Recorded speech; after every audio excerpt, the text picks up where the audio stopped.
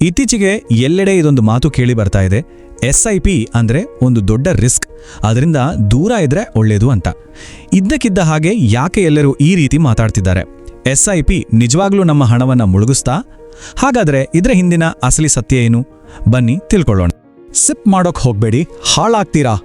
ಹೌದು, ಈ ಮಾತು ಇತ್ತೀಚೆಗೆ ಸಿಕ್ಕಾಪಟ್ಟೆ ವೈರಲ್ ಆಗ್ತಿದೆ. ಇದನ್ನ ಕೇಳಿ ಸಾಕಷ್ಟು ಜನ ನಂಬೋಕೂ ಶುರು ಮಾಡಿದ್ದಾರೆ. ಇದರ ಪರಿಣಾಮ ಏನಾಗಿದೆ ಗೊತ್ತಾ? ಒಂದು ಶಾಕಿಂಗ್ ಅಂಕಿಅಂಶ ಹೊರಬಂದಿದೆ. ಈ ಸಂಖ್ಯೆಯನ್ನೊಮ್ಮೆ ನೋಡಿ, 123%. ಫೆಬ್ರವರಿ ತಿಂಗಳಲ್ಲಿ SIP ನಿಲ್ಲಿಸಿದವರ ಅನುಪಾತ ಇದು. ಅಂದ್ರೆ 100 ಜನ ಹೊಸದಾಗಿ SIP ಶುರು ಮಾಡಿದ್ರೆ ಅದಕ್ಕೆ ಪ್ರತಿಯಾಗಿ 123 ಜನ ತಮ್ಮ SIPಗಳನ್ನು ನಿಲ್ಲಿಸ್ತಾ ಇದ್ದಾರೆ. ಶುರು ಮಾಡೋರಿಗಿಂತ ನಿಲ್ಲಿಸೋರೇ ಹೆಚ್ಚಾಗಿದ್ದಾರೆ. ಯಾಕೆ ಹೀಗೆ? ಇದರ ಹಿಂದಿನ ಸತ್ಯವಾದ್ರೂ ಏನು? ಸರಿ, ಇದೆಲ್ಲ ಯಾಕೆ ಆಗ್ತಿದೆ ಅಂತ ಅರ್ಥ ಮಾಡ್ಕೊಳ್ಳೋಕೆ ಬನ್ನಿ ಒಂದು ಚಿಕ್ಕ ಕಥೆ ಕೇಳೋಣ. ಇದು ಕರ್ಮಚಂದ್ ಅನ್ನೋ ಒಬ್ಬ ರೈತನ ಕಥೆ. ತನ್ನ ಮುಂದಿನ ತಲೆಮಾರಿಗೂ ಉಳಿಯೋ ಹಾಗೆ ಒಂದು ದೊಡ್ಡ ಮಾವಿನ ತೋಟ ಕಟ್ಟಬೇಕು ಅನ್ನೋದು ಅವನ ದೊಡ್ಡ ಕನಸಾಗಿತ್ತು. ಆ ಕನಸನ್ನ ನನಸು ಮಾಡ್ಕೊಳ್ಳೋಕೆ ಕರ್ಮಚಂದು ಪ್ರತಿ ತಿಂಗಳು ತಪ್ಪದೇ ಸಸಿಗಳನ್ನ ನಡ್ತಾ ಇದ್ದ. ಮಳೆ, ಬಿಸಿಲು, ಚಳಿ ಯಾವುದನ್ನೂ ಲೆಕ್ಕಿಸದೆ ತನ್ನ ಕೆಲಸದಲ್ಲಿ ಮುಳುಗಿದ್ದ. ಆದರೆ ಇದ್ದಕ್ಕಿದ್ದ ಹಾಗೆ ಆ ಹಳ್ಳಿಗೆ ಒಂದು ಭೀಕರ ಬರಗಾಲ ಬಂದ್ಬಿಡ್ತು. ನೀರಿಲ್ಲದೆ ಗಿಡಗಳೆಲ್ಲ ಸಾಯೋಕೆ ಶುರುವಾದವು. ಸಸಿಗಳ ಬೆಲೆಯಂತೂ ಪಾತಾಳಕ್ಕೆ ಕುಸಿಯಿತು. ಜನ ಅವನನ್ನ ನೋಡಿ, ಈ ಬರಗಾಲದಲ್ಲಿ ಸಸಿ ನೆಡೋ ಹುಚ್ಚನ್ನ ನೋಡಿ ಅಂತ ನಗೋಕೆ ಶುರು ಮಾಡಿದ್ರು. ಆದರೆ ಊರಿನವರ ಆಡ್ಕೊಳ್ಳೋ ಮಾತಿಗೆ ಕರಮ್ಚಂದ್ ತಲೆ ಕೆಡಿಸ್ಕೊಳ್ಳಿಲ್ಲ.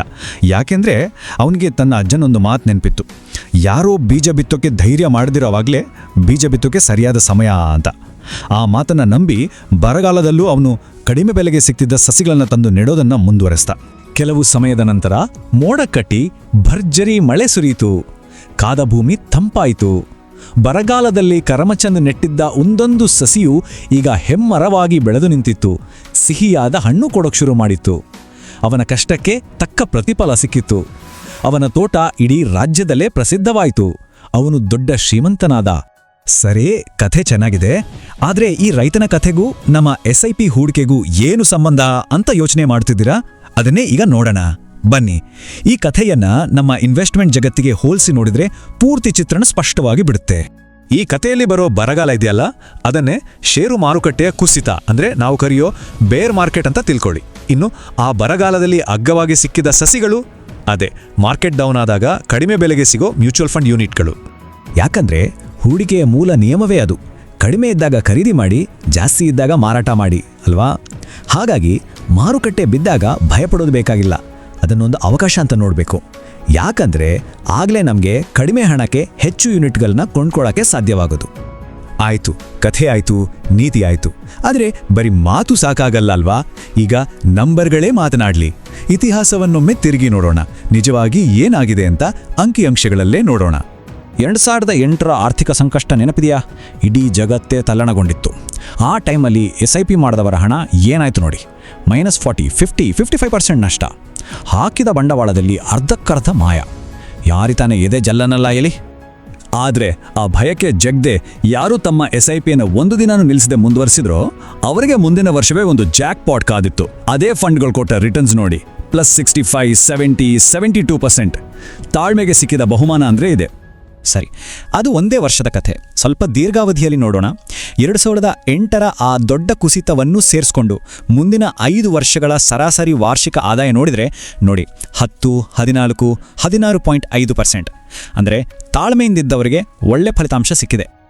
ಅದೇ 15 ವರ್ಷದ ಲೆಕ್ಕ ತೆಗೆದ್ರೆ ವಾವ್, 2008ರಿಂದ 2023ರವರೆಗೆ ಸ್ಥಿರವಾಗಿ ಹೂಡಿಕೆ ಮಾಡಿದವರಿಗೆ ಸಿಕ್ಕಿರೋ ಸರಾಸರಿ ವಾರ್ಷಿಕ ರಿಟರ್ನ್ಸ್ ನೋಡಿ, 12, 15, ಅಷ್ಟೇಕೆ 17% ತನಕ.